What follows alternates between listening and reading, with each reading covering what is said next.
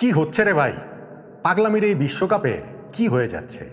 Australia, মাইটি Australia, তারা group পর্ব থেকে প্রায় বাদ। আগের ম্যাচে জিম্বাবুয়ের কাছে হেরে সর্বনাশের পথটা তৈরি করে রেখেছিল, আর এই ম্যাচে যখন শ্রীলঙ্কার কাছেও হেরে গেল, তারপরে অস্ট্রেলিয়ার গ্রুপ পর্ব পেরিয়ে সুপার এইটে ওঠাটা নেক্সট টু ইম্পসিবলই বলতে পারেন। মানে এত সমীকরণ রয়েছে, এত যদি কিন্তু মিলতে হবে অস্ট্রেলিয়ার সুপার এইটে ওঠার জন্য, এখন সেই আশাটা অজি সমর্থকরা ছেড়ে দিলেই পারেন। আর শ্রীলঙ্কা টানা তৃতীয় জয়ে তাদের গ্রুপ পর্ব থেকে সুপার এইটে ওঠাটা নিশ্চিত হয়ে গেল। আর এই ম্যাচটাতে যেইভাবে তারা অস্ট্রেলিয়াকে হারালো, তাতে করে শ্রীলঙ্কা একটু বড় করেই স্বপ্ন দেখতে পারে। অস্ট্রেলিয়ার 181 রান তাড়া করে শ্রীলঙ্কা যখন 2 ওভার হাতে রেখে 8 উইকেটে ম্যাচ জিতে যায়, এরকম দাপুটে পারফরমেন্স দেখায়, তখন তো টুর্নামেন্টে একটু বেশি দূর যাওয়ার স্বপ্ন, হয়তোবা অনেক দূর যাওয়ার স্বপ্নই এই শ্রীলঙ্কা দেখতে পারে। অস্ট্রেলিয়ার এখন আসলে কিছু করার নেই, না কিছু করার নেই বলাটা আবার ঠিক না। যেমন 3টা ম্যাচ তারা খেলেছে, সেই 3 ম্যাচের মধ্যে প্রথম ম্যাচে আয়ারল্যান্ডকে হারিয়ে শুরুটা ভালো হয়েছিল। গত ম্যাচটাতে তারা জিম্বাবুয়ের কাছে হেরে গেছে সারপ্রাইজিংলি, এবং সেই পর্যায় থেকে কোথায় ঘুরে দাঁড়াবে তা না, শ্রীলঙ্কার কাছেও তারা হেরে গেল, এবং যেইভাবে হারলো ওইটাও ভাই মোটেই অস্ট্রেলিয়া সুলভ না। এখন যেই বিষয়টা দাঁড়িয়েছে, শ্রীলঙ্কা 3 ম্যাচে 3 জয়ে 6 পয়েন্ট নিয়ে এই গ্রুপ থেকে সুপার এইটে ওঠাটা নিশ্চিত করে ফেলেছে। অস্ট্রেলিয়া তো 3 ম্যাচ শেষে তাদের ঝুলিতে মাত্র 2 পয়েন্ট। নিজেদের শেষ ম্যাচটা এখন অস্ট্রেলিয়ার ওমানকে হারাতে হবে। মানে অস্ট্রেলিয়ার এখন ওমানকে হারাতে হবে, সেইটাও আবার একটা মানে একটু জোর দিয়ে বলতে হচ্ছে। আচ্ছা ঠিক আছে, ওমানকে নয় তারা হারালে অস্ট্রেলিয়া পয়েন্ট কত হবে? 4। অলরেডি তো জিম্বাবুয়ের 4 পয়েন্ট রয়েছে, তাদের হাতে 2টা ম্যাচ বাকি রয়েছে। তার মানে অস্ট্রেলিয়া যদি লাস্ট ম্যাচে ওমানকে হারায়ও, কিন্তু জিম্বাবুয়ে তাদের হাতে থাকা 2টা ম্যাচে যদি একটাতে জিতে যায়, শ্রীলঙ্কার বিপক্ষে জিতে যায় বা আয়ারল্যান্ডের বিপক্ষে জিতে যায়, তাহলে অস্ট্রেলিয়ার আর কোনো চান্স নাই। আচ্ছা, জিম্বাবুয়েও না হয় ওই 2টা ম্যাচই হারলো, তাহলে তারা 4 পয়েন্টেই থাকলো। সেই ক্ষেত্রে আয়ারল্যান্ডের পয়েন্টও তো 4 হয়ে যাবে, কেননা আয়ারল্যান্ডের পয়েন্ট অলরেডি 2 রয়েছে। তারা যদি ওই জিম্বাবুয়ের 2টা হারতে হলে আয়ারল্যান্ড জিম্বাবুয়েকে হারাবে, ফলে আয়ারল্যান্ডের পয়েন্টও 4 হয়ে যাবে। শুধুমাত্র সেই ক্ষেত্রে অস্ট্রেলিয়া যদি নিজেদের শেষ ম্যাচে ওমানের বিপক্ষে জেতে, জিম্বাবুয়ে যদি নিজেদের 2টা ম্যাচে হেরে যায়, এবং আয়ারল্যান্ড অবভিয়াসলি সেক্ষেত্রে জিম্বাবুয়েকে হারাচ্ছে, তখন অস্ট্রেলিয়া, জিম্বাবুয়ে, আয়ারল্যান্ড এই 3টা দলের পয়েন্ট হবে সমান 4। নেট রান রেটে যদি অস্ট্রেলিয়া সুপার এইটে শ্রীলঙ্কার সঙ্গে হিসাবে যেতে পারে, এই সামান্য একটুখানি সম্ভাবনায় অস্ট্রেলিয়ার টুর্নামেন্টে টিকে থাকার ক্ষেত্রে রয়েছে। কিন্তু এমন কি হওয়ার কথা ছিল? ধরেন আপনি এই ম্যাচটাও যদি বিবেচনা করেন, এমন কি হওয়ার কথা ছিল? ম্যাচের প্রথমার্ধ যদি দেখেন, প্রথম 10 ওভার যদি দেখেন, তাহলে তো মনে হচ্ছিল অস্ট্রেলিয়া এই ম্যাচে শ্রীলঙ্কাকে ছিঁড়ে কুড়ে খেয়ে ফেলবে। তারপরে এমনভাবে খেই হারালো যে সেই খেইটা তারা আর ধরতেই পারলো না। ধরেন শ্রীলঙ্কার ব্যাটিং ইনিংসের কথা যদি আমি বলি, যে অস্ট্রেলিয়ার 181 রান তারা করতে নেমে তারা শুরুতেই হারিয়ে ফেলেছে কুশল পেরেরার উইকেট, কিন্তু সেকেন্ড উইকেটের যে পার্টনারশিপ 97 রানের যে গুটিটা গড়ে তুলেছেন কুশল মেন্ডিস এবং পাথুম নিশাঙ্কা, সেইটাই কিন্তু শ্রীলঙ্কাকে জয়ের ভিত্তি টেনে দিয়েছে। পাওয়ার প্লেতে তারা 1 উইকেটে 61 রানে চলে গিয়েছিল, 10 ওভার শেষে 1 উইকেটে 93 রানে চলে গিয়েছিল, এবং আমি যেটা বলছিলাম যে 97 রানের যে জুটিটা তারা করে, তাতে করে 12 ওভার শেষ ইকুয়েশনটা এমন দাঁড়ায় যে শেষ 8 ওভারে 78 রান দরকার, হাতে 9 উইকেট রয়েছে। হ্যাঁ, টানা তৃতীয় ম্যাচে 50 করার পর কুশল মেন্ডিসকে মার্কাস স্টয়নিস আউট করলেন বটে, কিন্তু তাতেও শ্রীলঙ্কার এই জয় রথটা থামানো যায়নি। কেননা পাথম নিশাঙ্কা তো একপাশে ছিলেনই, তার সঙ্গে এসে রত্নায়কে যেভাবে যোগ দিয়েছেন, ধরেন 6 ওভারে দরকার 61 রান, ওইটা একটা টার্নিং পয়েন্টেরই তো আলোচনা। ওইটা বলতে পারেন যে ওই ওভারটা থেকে স্টয়নিসের 20টা রান তুলে নিয়েছে শ্রীলঙ্কা, ফলে 6 ওভারে 61 থেকে 5 ওভারে 41, ম্যাচ সেখানেই শেষ। পরে তো আর 2 ওভার কাজে আর লাগানোর প্রয়োজনই পড়ে নেই।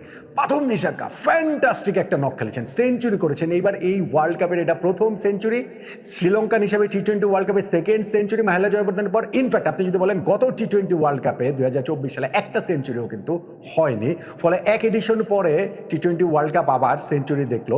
পাথম নিশাঙ্কা 32 বলে 50 করেছিলেন, তারপরে 52 বলে তিনি সেঞ্চুরিটা করেছেন, এবং করে খেলাটা খেলেছেন তিনি বেশিরভাগই সেই ক্লাসিক ব্যাটসম্যানের শটেই সেই খেলাটা খেলেছেন, যে ইম্প্রোভাইজেশন ছিল, হ্যাঁ কিছু রিভার্স ছিল, কিছু হচ্ছে গিয়ে ওইখানটাতে ওই যে স্কুপ ছিল, বাট মূলত হচ্ছে গিয়ে একেবারে ব্যাকরণ সিদ্ধ ব্যাটিংয়েই এই বিস্ফোরক সেঞ্চুরিটা তুলে নিলেন পাথম নিশাঙ্কা।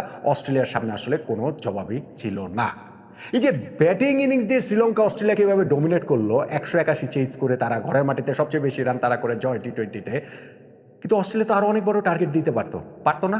অস্ট্রেলিয়া কোথায় ম্যাচটা হেরে গেছে জানেন? ধরেন তাদের ওপেনিং পার্টনারশিপে মিচ মার্শ, তাদের ক্যাপ্টেন, এই ওয়ার্ল্ড কাপে ফার্স্ট খেলতে নেমেছেন, ইঞ্জুরি ঝেড়ে ফেলে। স্টিভেন স্মিথ অ্যাভেলেবেল ছিলেন, তাকেও যে জশ হ্যাজেলউডের জায়গায় আনা হয়েছে, কিন্তু 11-এ রাখা হয়নি। কিন্তু মিচ মার্শের সঙ্গে ট্রাভিস হেডের যে ওপেনিং পার্টনারশিপ, সেই ওপেনিং পার্টনারশিপটা সেঞ্চুরি পেরিয়ে যায়। পাওয়ার প্লে 6 ওভারে তারা 70 রান তুলে ফেলে। এর মধ্যে পাওয়ার প্লে লাস্ট ওভারে পাথিরা নাকি মিচ মার্শের থেকে টানা 5টা 4 মারেন এবং যেটা বলছিলাম যে 9th ওভারেই তারা সেঞ্চুরি পেরিয়ে যায় ওপেনিং পার্টনারশিপে। এইখান থেকে একটা দলের রান মাত্র 181 হয় কিভাবে? হ্যাঁ, সেই পার্টনারশিপটা ব্রেক হয়েছে যখন ট্রাভিস হেড কে আউট করে দিলেন। 29 বলে 56 রান করেছেন তিনি, হেমন্ত আউট করলেন। এরপরে হচ্ছে গিয়ে ক্যামেরন গ্রিনের উইকেটটা গুলো, তাও তো ভাই 10 ওভার শেষে তাদের স্কোর ছিল 110, 2 উইকেটে। শ্রীলঙ্কা সেইখান থেকে প্রথম 10 ওভারে অস্ট্রেলিয়া সেইখান থেকে মানে শ্রীলঙ্কার কামব্যাকটা হয়েছে। অস্ট্রেলিয়া প্রথম 10 ওভারে তুলেছে 110 রান, পরের 10 ওভারে তুলেছে মাত্র 71 রান। শেষ 5 ওভারে 6 উইকেট নিয়ে তারা ঢুকেও তুলেছে মাত্র 30 রান। শেষ 2 ওভারে তারা তুলেছে মাত্র 6 রান, 4 উইকেট হাতে নিয়েও। ফলে এই জায়গাটাতেই অস্ট্রেলিয়া পুরোপুরি এলোমেলো হয়ে গিয়েছে। হ্যাঁ, ওপেনিং পার্টনারশিপটা ব্রেক হয়েছে, আউট হয়ে গেলেন ট্রাভিস হেড, ক্যামেরন গ্রিনও আউট হলেন।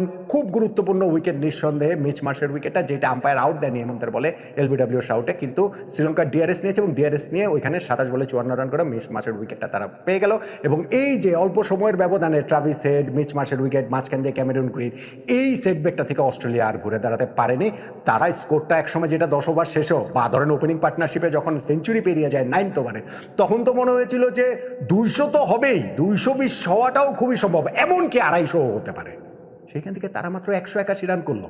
শ্রীলঙ্কার কি দুর্দান্ত কামব্যাক এই জায়গাটাতে হয়েছে। এবং যখন আপনি মাথায় রাখবেন যে তাদের প্রাইম বোলার মাথিসা পাথিরানা তিনি ইনজুরির কারণে ছিটকে গেছেন 4টা বল করার পরই, তখন শ্রীলঙ্কার বোলিংয়ের এই কামব্যাকটাকে আরও অনেক বেশি ইমপ্রেসিভ মনে হয়।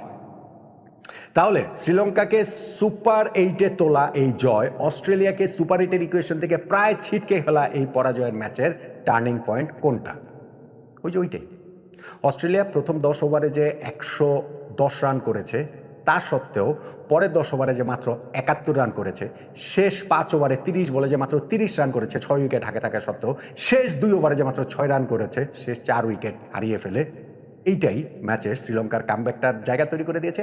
তারপরে প্রথম নেশনকে সেঞ্চুরিতে তারা জিতে গিয়েছে, কিন্তু ওই পরের 10 ওভারে তাদের যে কামব্যাকটা, সেটাই আমার কাছে মনে হয় এই ম্যাচের টার্নিং পয়েন্ট। আপনি আরও স্পেসিফিক করে অস্ট্রেলিয়ার এই ব্যাটিং ইনিংসের শেষ 5 ওভারের কথাও বলতে পারেন, কিংবা ধরেন মিচ মার্শের উইকেটটার কথাও বলতে পারেন, জানাতে পারেন আপনার মতামতটা। এবং আমার তো এখন মনে হচ্ছে না যে এত ইকুয়েশন মিলিয়ে অস্ট্রেলিয়া সুপার 8-এ যেতে পারবে। আপনার কি মনে হয় অস্ট্রেলিয়ার পক্ষে আর সুপার 8-এ যাওয়া সম্ভব, নাকি মাইটি অস্ট্রেলিয়া গ্রুপ পর্ব থেকে এইবারের টি-20 বিশ্বকাপ বিদায় বলে দিচ্ছে? বিদায় বলে